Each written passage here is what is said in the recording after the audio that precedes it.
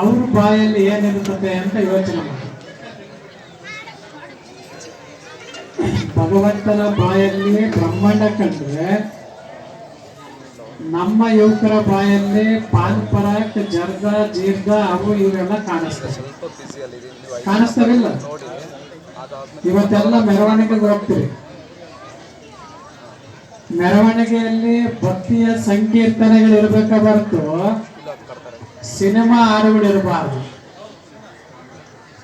ಅದು ಗೊತ್ತಾ ನೀವೆಲ್ಲನ ಒಪ್ಪಕ್ ತಯಾರಿಲ್ಲ.